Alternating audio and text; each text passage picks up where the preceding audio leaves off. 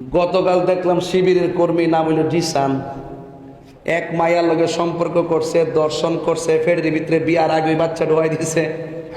এরপরে বাচ্চা আবার নষ্ট করছে, করার পরে আবার গুপ্ত সাজছে, একটা অভিনয় করছে, করার পরে গ্রেফতার হয়েছে। এখন দিয়ে আর কোনো মৌলবী রাস্তাতে আন্দোলন করে না।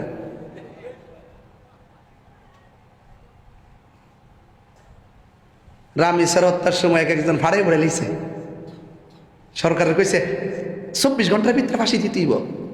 ওহন যে এক বিড়ি লোক আকাম কইরা যে বাচ্চা কাচ্চা দিয়া যে ওষুধপত্র খাওয়াইয়া নষ্ট কইরা বিয়ার প্রলোভন দেখাইয়া যে নাটক করলো, তার পক্ষে আর তার অপকর্ম ঢাকার জন্য তার জাত ভাই সুলাইমান নামের সান্ডা সুলাইমান, কি সুলাইমান সান্ডা, আমি নাম দিয়েছি সান্ডা, সান্ডা সুলাইমান যে কইল যে শিবিরের মধ্যে প্রেম প্রীতি আছে, পরকীয়া আছে, এটা কোনো ব্যাপার না।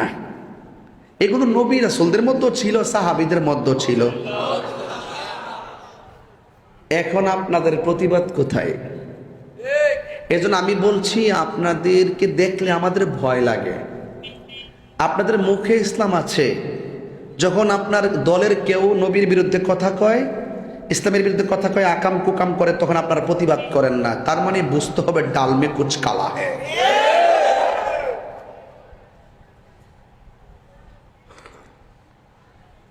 আমার দলের লোক যদি এই অন্যায় করে, আমি প্রতিবাদ করব। একটা প্রতিবাদ মিছিল কি রাজপথে দেখছেন? নাই। দলের ভাই, জাত ভাই, কলজার টুকরা।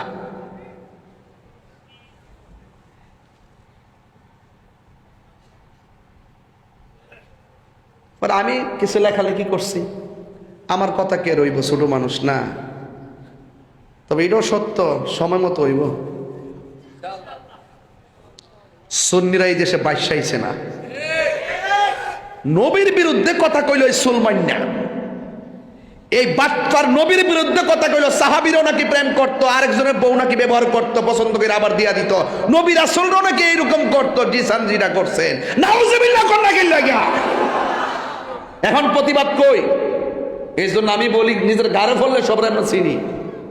এই জন্য আমি বলবো, আপনারা এখনো সময় আছে, সত্যিকার অর্থের দেশটারে ভালোবাসেন, সত্যিকার অর্থের ধর্মটারে ভালোবাসেন, জাতিরে আর ফাঁকি দিয়েন না, বিভ্রান্ত করেন না। কথা কোন ঠিক না বেটে?